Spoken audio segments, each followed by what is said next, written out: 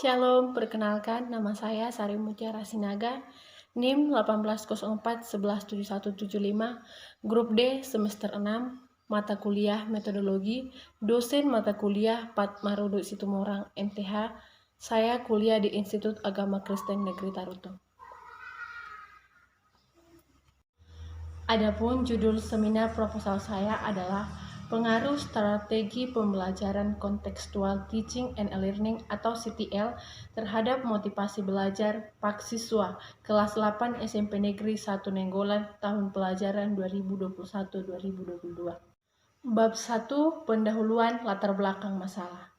Dalam dunia pendidikan, guru memiliki peran yang sangat besar terhadap keberhasilan pembelajaran di sekolah. Keberadaan seorang guru dalam suatu sekolah tidaklah dapat disangkali lagi, karena tanpa guru pembelajaran tidak akan terlaksana dengan baik. Sebab guru adalah figur yang langsung terlibat dalam proses pembelajaran, minat, bakat, kemampuan, dan potensi-potensi yang dimiliki oleh siswa dalam mengikuti pembelajaran. Untuk mencapai tujuan pendidikan, peran guru sangat penting sebab guru adalah salah satu sumber daya manusia yang berpotensi di bidang pembangunan pendidikan. Gurulah yang membimbing peserta didiknya untuk belajar mengenal, memahami, dan menghadapi lingkungan tempatnya berada, seperti ilmu pengetahuan, iman, karya, dan sosial budaya. Guru merupakan jabatan sekaligus agen perubahan yang memungkinkan peserta didik berdialog dengan dunianya. Yang selanjutnya adalah, dalam proses pembelajaran, motivasi merupakan salah satu aspek dinamis yang sangat penting. Sering terjadi siswa yang kurang berprestasi bukan disebabkan oleh kemampuannya yang kurang, akan tetapi dikarenakan tidak adanya motivasi untuk belajar, sehingga siswa tidak berusaha untuk menggerakkan segala kemampuannya. Keberhasilan belajar siswa dapat ditentukan oleh motivasi belajar yang dimilikinya. Siswa yang memiliki motivasi belajar yang tinggi, cenderung prestasinya pun akan tinggi pula, merupakan penggerak pendorong untuk melakukan tindakan tertentu. Tinggi rendahnya motivasi dapat menentukan usaha atau semangat seseorang untuk menentukan hasil yang diperolehnya. Salah satu cara yang diharapkan mampu melaksanakan kegiatan pembelajaran dengan baik sehingga dapat membantu meningkatkan motivasi belajar siswa adalah dengan menggunakan pembelajaran Contextual Teaching and Learning atau CTL. Pembelajaran Contextual Teaching and Learning atau CTL ini merupakan pendekatan pembelajaran yang banyak dibicarakan orang. Konteks Teaching and Learning atau CTL ini merupakan strategi yang melibatkan siswa secara penuh dalam proses pembelajaran. Siswa didorong untuk beraktivitas, mempelajari materi pelajaran sesuai dengan topik yang dipelajarinya. Berdasarkan uraian di atas, maka penulis tertarik untuk melakukan penelitian dengan judul Pengaruh Strategi Pembelajaran Contextual Teaching and Learning atau CTL terhadap motivasi belajar PAK siswa kelas 8 SMP Negeri 1 Nenggolan tahun pelajaran 2021-2022. Yang kedua adalah, adapun identifikasi masalah. Berdasarkan latar belakang di atas, maka dapat diidentifikasikan masalah-masalah yang akan diteliti sebagai berikut. Yang pertama itu, rendahnya motivasi belajar di kalangan siswa sehingga tidak sesuai dengan proses belajar mengajar. Yang kedua, siswa sungkan bertanya kepada guru. Yang ketiga, guru sudah menggunakan strategi pembelajaran Contextual Teaching and Learning tetapi tidak diprioritaskan. Adapun pembatasan masalah adalah sebagai variabel X-nya yaitu pengaruh pembelajaran Contextual Teaching and Learning, dan adapun variabel Y-nya adalah motivasi belajar PAK. Adapun rumusan masalah yang dapat diidentifikasikan dari ini, apakah ada pengaruh positif dan signifikan dari strategi pembelajaran Contextual Teaching and Learning atau CTL terhadap motivasi belajar. Rumusan masalah berdasarkan latar belakang, identifikasi, dan pembatasan masalah di atas, maka yang menjadi rumusan masalah dalam penelitian ini adalah apakah ada pengaruh positif dan signifikan dari strategi pembelajaran kontekstual teaching and learning atau CTL terhadap motivasi belajar Pak kelas 8 SMP Negeri 1 Nainggolan pada tahun pembelajaran 2021-2022. Adapun tujuan penelitian adalah suatu kegiatan ilmiah yang dilaksanakan tentu mempunyai tujuan tertentu. Demikian juga penelitian mempunyai tujuan sebagai sasaran yang ingin dicapai. Maka yang menjadi tujuan penelitian ini adalah untuk mengetahui pengaruh positif dan signifikan dari strategi pembelajaran kontekstual teaching and learning atau CTL terhadap motivasi belajar Pak kelas 8 SMP Negeri 1 Nainggolan tahun pelajaran 2021-2022.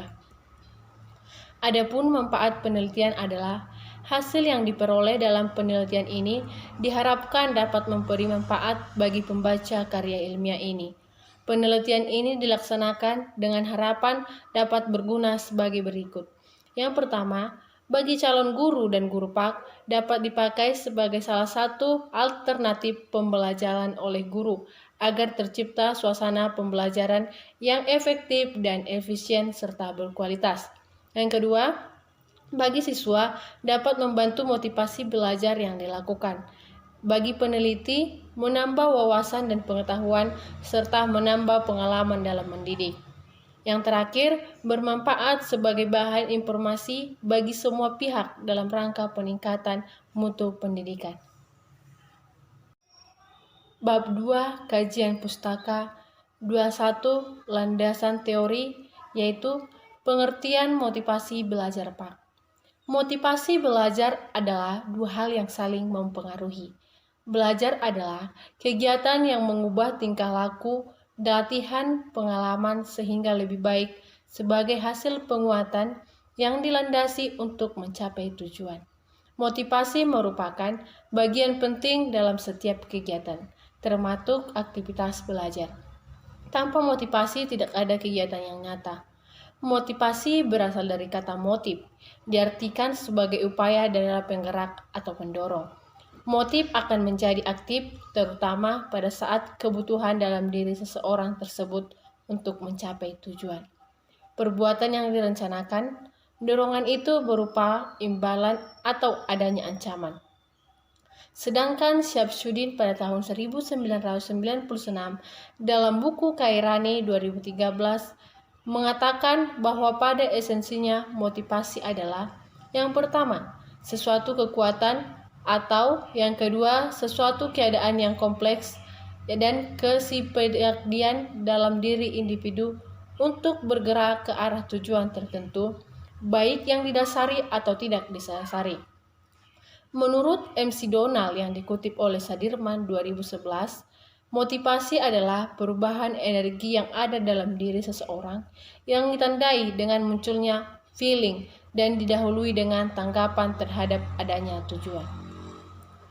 Dari pendapat di atas, maka penulis menyimpulkan bahwa motivasi belajar adalah suatu usaha, dorongan, atau keinginan dari dalam diri individu yang dasari untuk mencapai hasil yang tampak dari kegiatan, kecakapan, pengetahuan, kebiasaan, pemahaman, keterampilan, serta apa yang diinginkan tercapai dengan baik. Sehingga seorang individu yang memiliki motivasi belajar kuat banyak energi untuk melakukan kegiatan belajar. Adapun fungsi motivasi belajar, motivasi dapat mengembangkan aktivitas dan inisiatif serta mengarahkan dan memelihara ketekunan dalam melakukan kegiatan belajar. Menurut Hamalik pada tahun 2010, fungsi motivasi adalah sebagai berikut. Yang pertama, motivasi berfungsi sebagai pengarah, artinya mengarahkan perbuatan kecapaian tujuan yang diinginkan. Yang kedua, sebagai penggerak, ia berfungsi sebagai mesin, sebagai mobil, besar, kecil, motivasinya akan menentukan cepat atau lambatnya suatu pekerjaan. Selanjutnya, menurut Sadirman pada tahun 2011, ada 3 fungsi motivasi, yaitu yang pertama, mendorong manusia untuk berbuat. Jadi sebagai penggerak, motor yang melepaskan energi. Yang kedua, menentukan arah perbuatan, yakni ke arah tujuan yang hendak dicapai. Yang ketiga, menyeleksi perbuatan, yakni menentukan perbuatan-perbuatan apa yang harus dikerjakan yang serasi guna mencapai tujuan. Menurut Diamti dan Mudiono 2013, fungsi motivasi belajar bagi siswa yaitu: yang pertama, menyadarkan kedudukan pada awal belajar, proses, dan hasil akhirnya.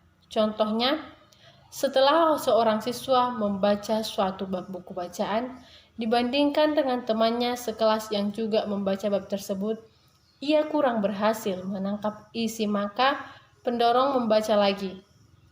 Menginformasikan tentang kekuatan usaha besar yang dibandingkan dengan teman sebaya. Sebagai ilustrasi, jika terbukti usaha belajar seseorang belum memadai, maka ia berusaha setekun temannya.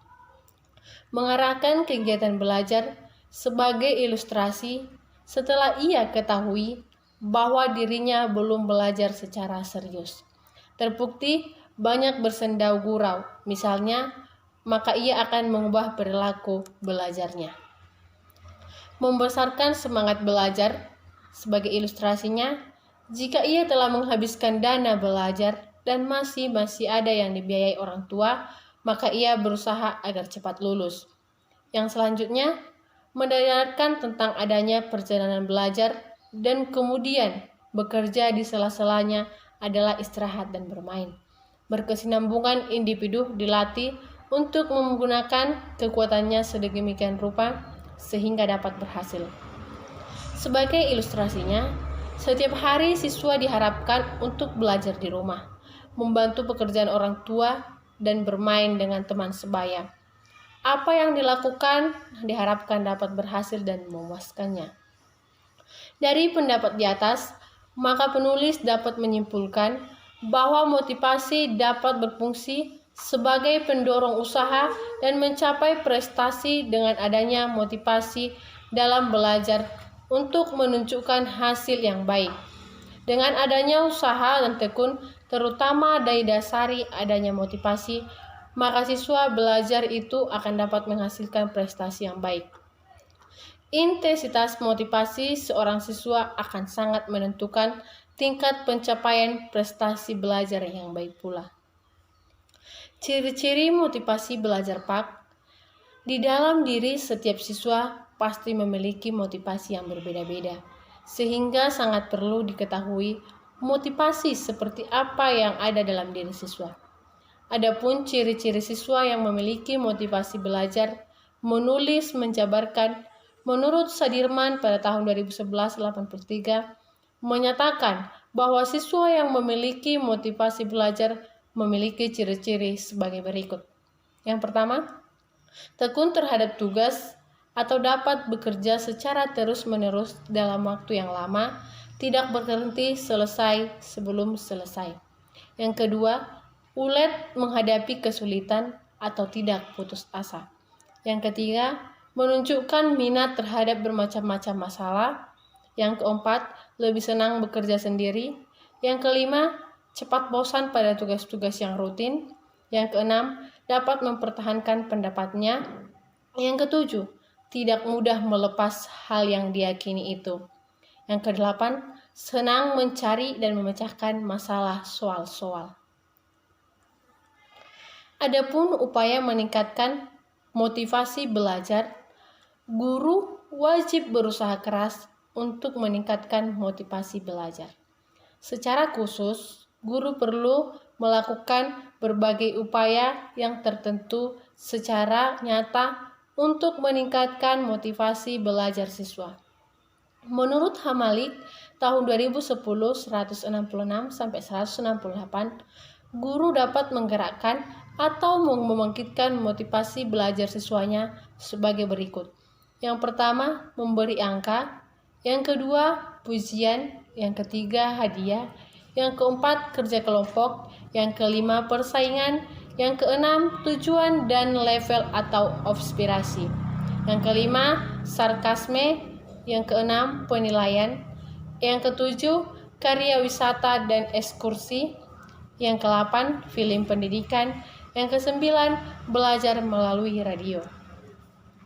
Dari pendapat para ahli di atas, maka penulis menyimpulkan bahwa untuk meningkatkan motivasi belajar siswa, maka seorang guru diharapkan dapat membangkitkan motivasi belajar siswa-siswanya dengan melibatkan banyak cara yang dapat dilakukan seperti cara-cara menurut para ahli.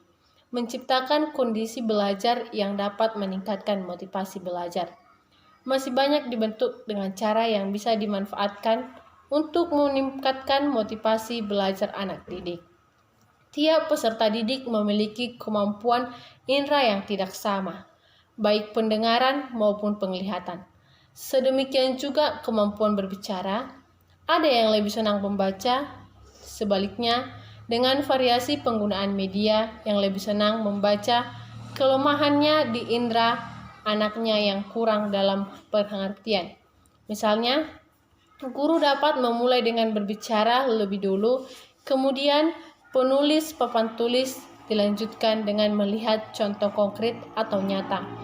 Dengan variasi seperti ini, maka diharapkan dapat memberi stimulus terhadap indera peserta didik.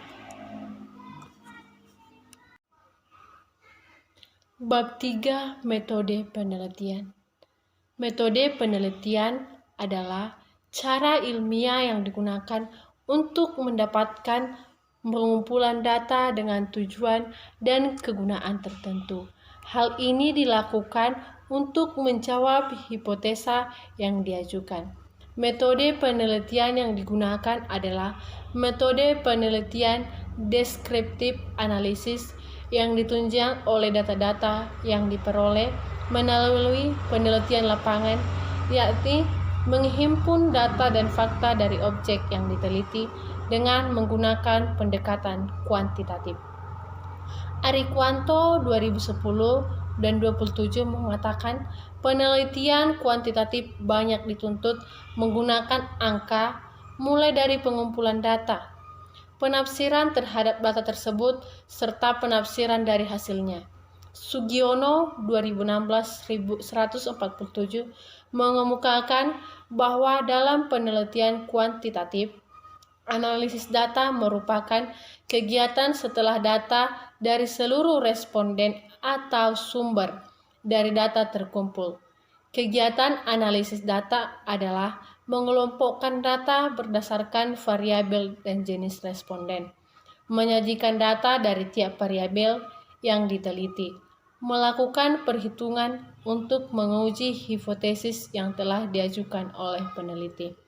Berkenaan dengan itu, maka sesuatu yang diajukan oleh peneliti, maka penelitian ini adalah strategi pembelajaran contextual teaching and learning atau CTL terhadap motivasi belajar PAK siswa. Tempat dan waktu penelitian. Untuk melakukan penelitian ada tempat dan waktu. Penelitian lokasi ini dilakukan di kelas 8 SMP Negeri 1 Nainggolan, Kabupaten Samosir. Adapun alasan memilih lokasi penelitian tersebut karena penulis ingin mengetahui pengaruh positif dan signifikan dari strategi pembelajaran contextual teaching and learning atau CTL terhadap motivasi belajar PAK kelas 8 SMP Negeri 1 Nainggolan tahun pembelajaran 2021-2022. Populasi dan sampel.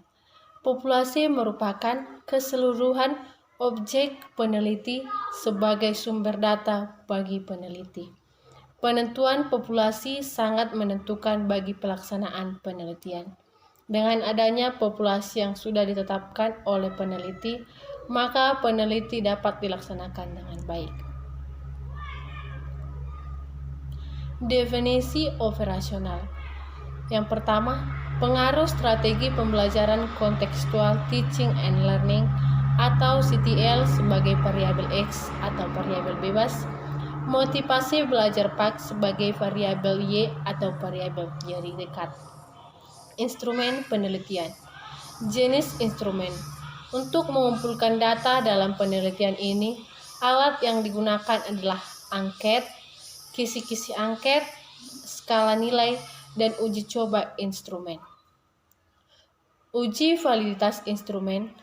Uji validitas instrumen dilakukan dengan tujuan untuk mengetahui tingkat ketetapan instrumen yang digunakan untuk mendapat item angket yang valid. Maka dilakukan uji validitas instrumen dengan rumus produk moment version. Uji reliabilitas. Reliabilitas adalah indeks yang menunjukkan sejauh mana suatu alat pengukur dapat diandalkan. Reliabilitas menunjukkan konsistensi suatu alat ukur dengan butir yang diukurnya. Jenis instrumen. Jenis instrumen penelitian yang dilakukan adalah penelitian lapangan dengan menggunakan angket tertutup yang disusun oleh peneliti dan dikonsultasikan dengan pembimbing. Penggunaan angket dianggap tepat karena yang pertama, pengumpulan data melalui angket lebih praktis, efektif, dan efisien karena responden hanya memilih jawaban yang telah bersedia. Yang kedua, lebih mudah diolah dan juga kerahasiaannya dijamin, sehingga responden dapat diberikan jawaban yang sejujur-jujurnya tanpa pengaruh faktor luar. Yang ketiga, jumlah responden cukup banyak sehingga tidak memungkinkan untuk interview satu persatu. Yang keempat, memudahkan menulis dalam pengolah jawaban responden. Teknik pengumpulan data. Untuk mengumpulkan data dalam penelitian ini, digunakan teknik pengumpulan data dengan langkah-langkah sebagai berikut. Yang pertama, menggunakan siswa-siswa yang menjadi sampel dalam kelas. Yang kedua, setelah sampel terkumpul, penulis menyebarkan angket pada responden dan memberi petunjuk mengenai cara pengisian angket. Yang ketiga, setelah angket dibagikannya pada responden, penulis menanyakan apakah ada item yang kurang jelas bagi sampel serta menjelaskannya. Yang keempat, setelah responden selesai menjawab angket, penulis mengumpulkannya, saat itu juga menjaga objektivitas jawaban. Yang kelima, mencatat semua hasil pengisian angket responden ke dalam satu tabel. Teknik analisa data. Untuk menganalisa data atau mengelola data yang telah masuk, maka penulis membuat langkah-langkah sebagai berikut. Membuat tabel distribusi jawaban berdasarkan alternatif jawaban atau X.